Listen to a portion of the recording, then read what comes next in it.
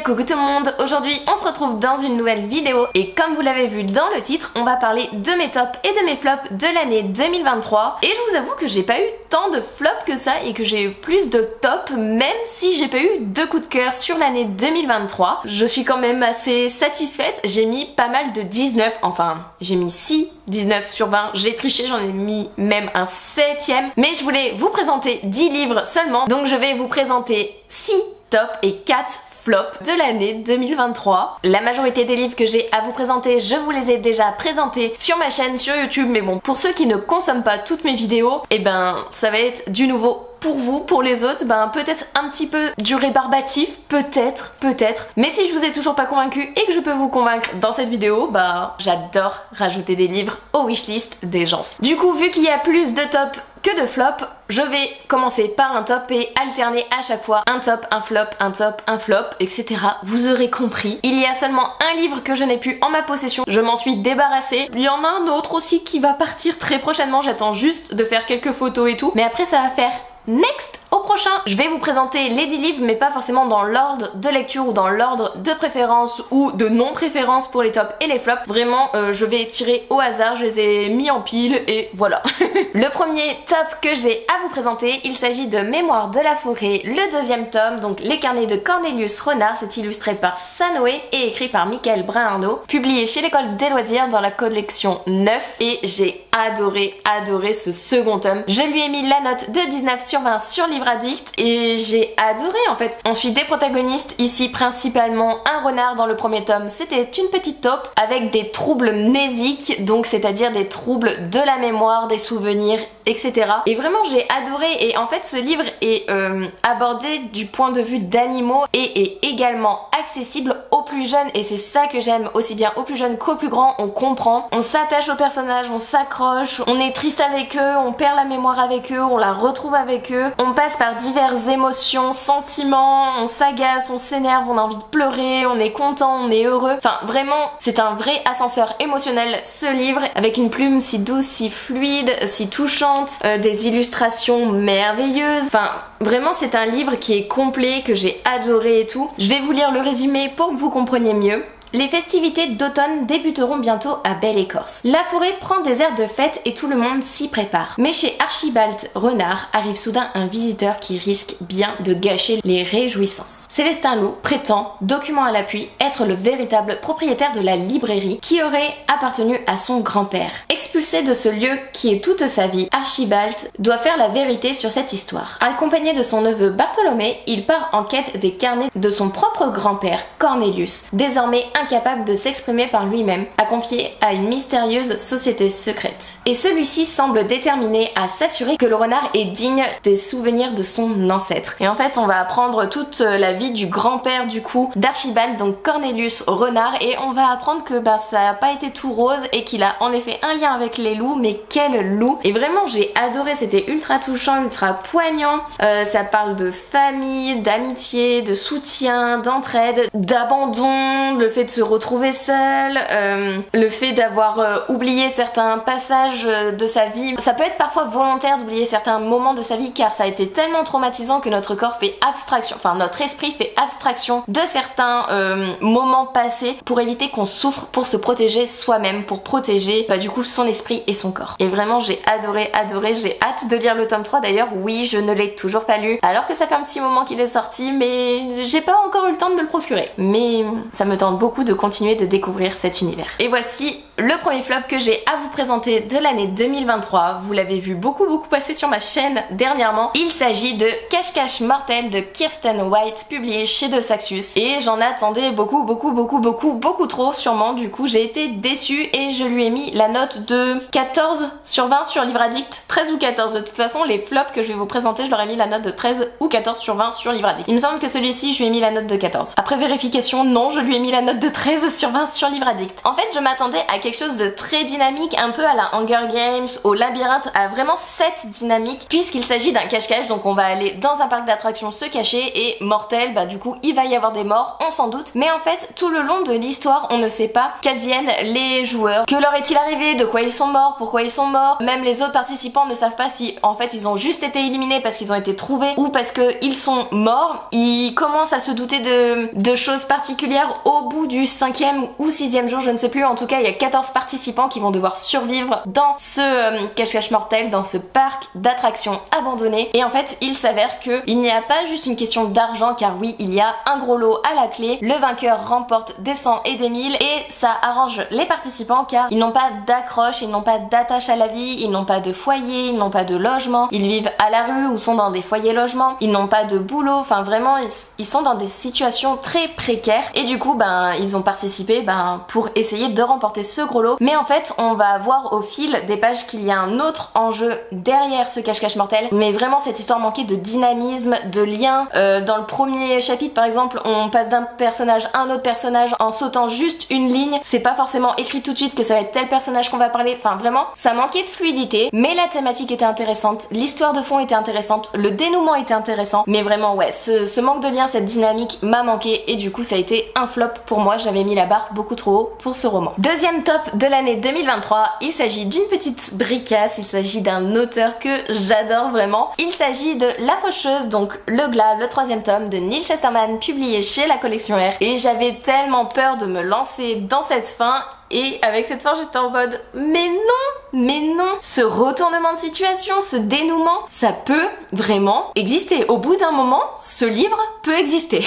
On va suivre Rowan et Citra qui vont devenir apprentis faucheurs. Leur maître c'est Maître Faraday, et du coup Maître Faraday normalement a le droit qu'à un faucheur à la fois, enfin un apprenti faucheur à la fois. Là il décide de se challenger et d'en prendre 2, et en fait il s'avère que les deux vont rentrer en compétition involontairement, et il va avoir tout un dénouement là-dessus. Du coup les faucheurs sont là pour réguler cette population qui ne cesse d'augmenter, car on ne peut ni mourir d'accident, ni mourir de maladie, ni de cancer, ni d'un petit rhume, ni de déshydratation, ni de manque de faim. On sera forcément réanimé par l'intelligence artificielle qui dirige toute la population, qui dirige notamment les faucheurs. Les faucheurs ont un quota à respecter annuel pour tuer un nombre de personnes pour pouvoir en fait réguler cette population, et vraiment j'ai adoré la thématique, j'ai adoré la plume de Neil Chesterman, j'ai adoré tous les liens, les complots, les manigances, mais en même temps cette amitié qui peut y avoir entre Rowan et Citra, ce dénouement, j'ai pleuré à un moment, mais c'était pas dans le 3e tome, c'était dans le 2nd tome. Vraiment cette saga, c'est soit ça passe, soit ça casse, et moi c'est passé haut la main. Je lui ai mis la note de 19 sur 20 sur Livre Addict, il manquait un tout petit quelque chose pour atteindre le coup de cœur, mais c'était minime ce qui me manquait sincèrement, et j'ai adoré, j'ai adoré. Si vous ne connaissez pas La Faucheuse et que ça vous tente, foncez. Second flop de l'année 2023, il s'agit de Alice à travers le miroir. Donc c'est un 2nd tome, c'est écrit par Lewis Carroll, c'est publié chez les éditions RBA. J'avais lu le 1er tome, je trouvais déjà le 1er tome complètement fou et décalé, et le 2nd ça a été pire pour moi, je n'ai pas compris les liens. Je sais que c'est l'esprit d'Alice au Pays des Merveilles, mais vraiment non, ça n'a pas matché avec moi. Voilà, je ne vais pas vous raconter l'histoire d'Alice, je pense que tout le monde la connaît. En tout cas voilà, c'est totalement fou, décalé, loufoque, imprévisible, incohérent. Vraiment j'ai été perdue durant ma lecture, j'ai été perdue, et j'ai subi aussi la fin de cette lecture, mais bon c'est bon, il est terminé. 3e top de l'année 2023, et pas des moindres pour moi, il s'agit de Steel Striker de Marie-Lu, donc c'est le 2nd tome, c'est l'ultime rébellion. Le 1er tome c'est Sky Hunter, c'est publié chez De Saxus, et j'avais découvert la plume de Marie-Lu avec Warcross que j'avais adoré vraiment, et là avec Sky Hunter Steel Striker j'étais vraiment mais j'adore. Et en fait on va suivre Talyn ou Talin comme vous voulez, qui va habiter une ville qui va être prise d'assaut par un dictateur qui veut tout diriger, qui veut s'emparer de toutes les villes du pays. Et en fait Talyn et sa mère vont aller dans la cité de Mara et fuir la fédération, donc c'est le dictateur qui veut tout contrôler. Elle va aller à Mara, sauf que elle va arriver dans une ville, elle va être étrangère, elle va être jugée, il va y avoir des notions de raciste et tout, elle va vivre dans les bidonvilles de la ville de Mara, mais finalement elle va devenir amie avec quelqu'un qui est assez haut gradé et va rentrer dans la brigade qui protège le mur de Mara, qui protège la cité de Mara. Elle va devenir, je sais plus comment on dit, mais ouais, elle va vraiment défendre les lignes de Mara, sa ville. Même si cette ville l'exclut et la juge, elle va tout faire pour la protéger, pour s'imposer, pour trouver sa place dans cette nouvelle ville. Et en fait, on va aller de rebondissement en rebondissement. Marie-Lu, elle m'a limite fait pleurer dès les premiers chapitres. J'étais en mode, non, tu peux pas me faire ça en fait, tu peux pas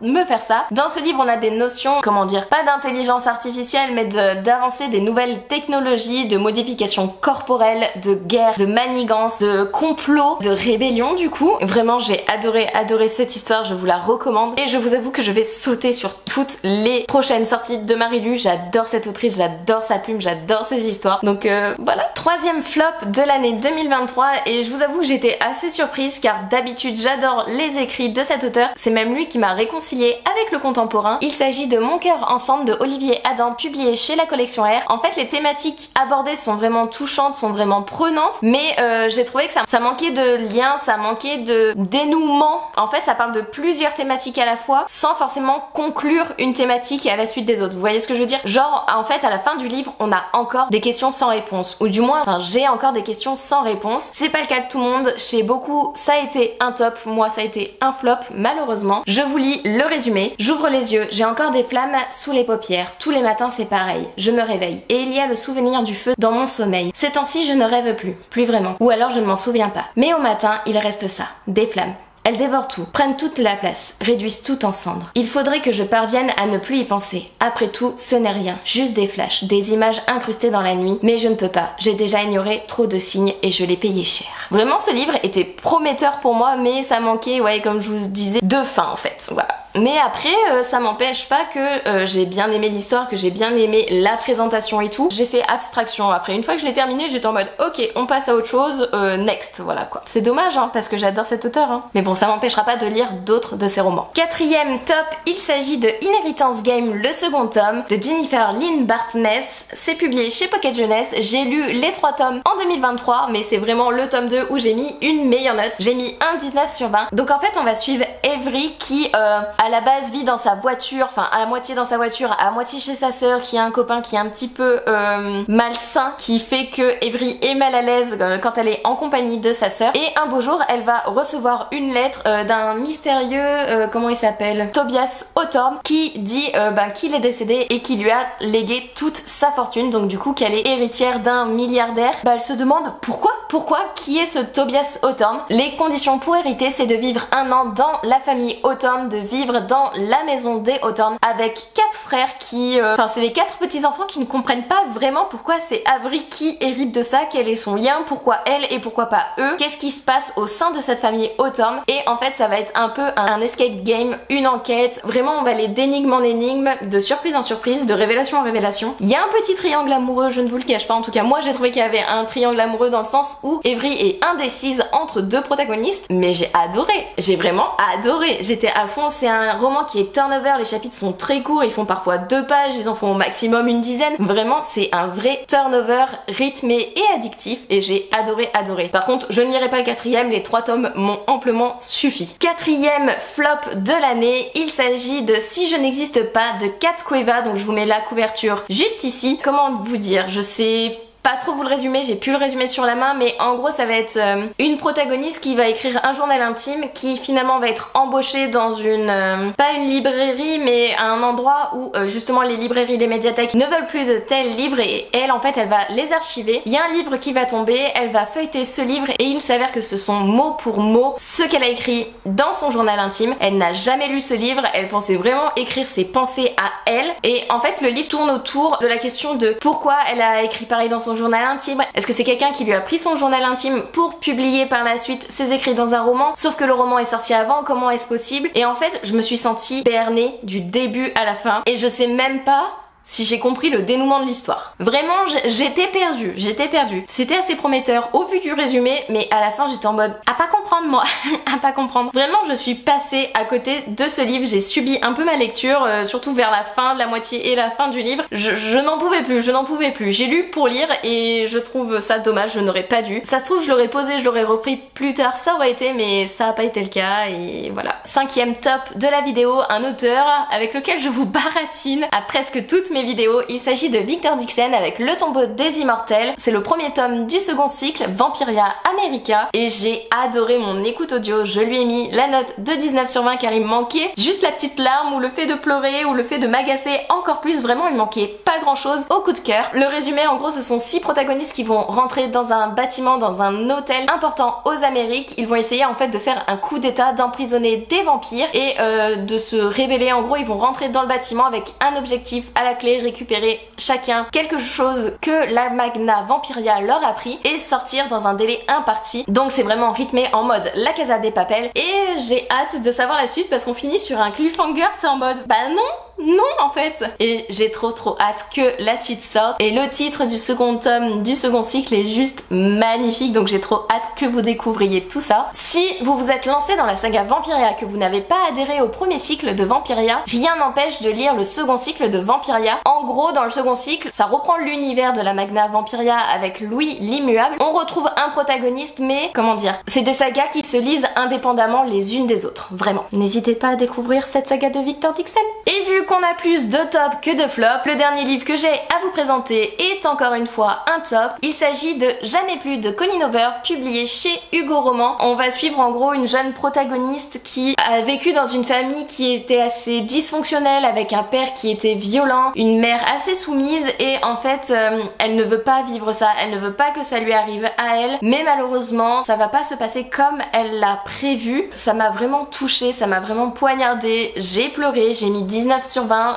il me manquait juste un tout petit quelque chose au dénouement final pour que j'adhère totalement et que ça soit un coup de cœur, mais vraiment ce livre m'a poignardé en plein cœur. C'est du Colleen Hoover tout craché, ce n'est pas une romance qui est forcément belle du début à la fin et ça parle à chaque fois de thématiques de la vraie vie qui sont poignantes en fait. Là on a la thématique de la violence conjugale, de l'abus, de violence physique, sexuelle, enfin vraiment attention au trigger warning. Colleen Hoover est réputée pour ça, que ses livres sont vraiment touchants, poignants, avec des thématiques à pas mettre dans les mains de tout le monde et j'ai adoré Jamais plus. Vraiment, pour ceux qui aiment la romance qui n'est pas toute belle toute rose, foncez. Voilà, j'ai terminé de vous présenter mes 6 tops et mes 4 flops de l'année 2023. J'espère que cette vidéo vous aura plu. Si vous êtes resté jusqu'à la fin, n'hésitez pas à mettre le petit emoji double cœur ou cœur brisé du coup pour les tops et les flops. N'hésitez pas à commenter, à liker et à vous abonner si vous le souhaitez. N'hésitez pas aussi à me dire en commentaire s'il y a des livres que vous avez lus, si mes tops ont été des flops pour vous, si mes flops ont été des tops pour vous. Et moi je vous laisse, je vous fais des bisous et je vous dis à une prochaine vidéo. Bye!